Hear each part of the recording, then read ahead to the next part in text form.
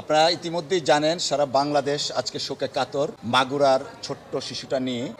এবং এই প্রসঙ্গে বিএনপির ভারপ্রাপ্ত চেয়ারম্যান জনাব তারেক রহমান সাহেব ভিকটিমের মার সাথে কথা বলেছিলেন এবং ওনাকে আশ্বস্ত করেছিলেন যে এই ছোট্ট শিশুটির যাবতীয় চিকিৎসা সহ যত যা প্রয়োজন তিনি তা পদক্ষেপ নেবেন দলের পক্ষ থেকে।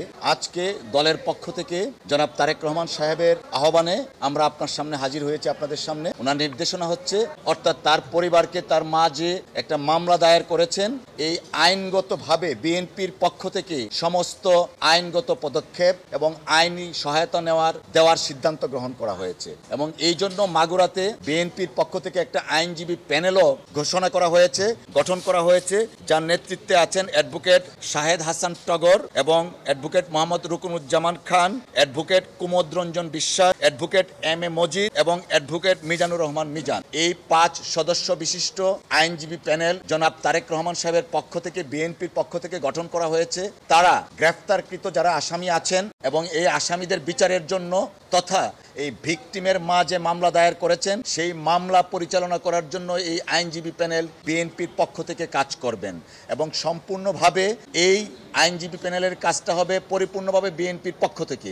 এবং এইখানে কোনো ধরনের কোনো আইনগত সহায়তার ক্ষেত্রে আইনজীবীদের যে একটা খরচ থাকে, সেই খরচটাও জনাব তারেক রহমান সাহেব ব্যক্তিগতভাবে বহন করবেন। তো আমাদের বক্তব্য এখানে ক্লিয়ার, বিএনপি মা মাটি মানুষের দল, জনাব তারেক রহমান সাহেবের নেতৃত্বে বিএনপি সারা বাংলাদেশে যেখানে অত্যাচার হবে, অন্যায় হবে, সেখানেই বিএনপির পক্ষ থেকে সব ধরনের সহযোগিতা থাকবে।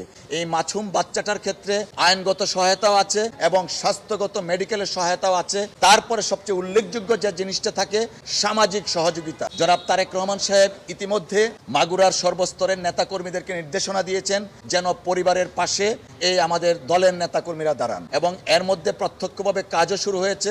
আজকে এই 4 জন যে এই মামলার আসামি, তাদের প্রত্যেককে অ্যারেস্ট করা হয়েছে এবং আমি একটু আগেও আমাদের আইনজীবী প্যানেলের সাথে কথা বলেছি, ওনাদেরকে আদালতে উঠানো হয়েছে।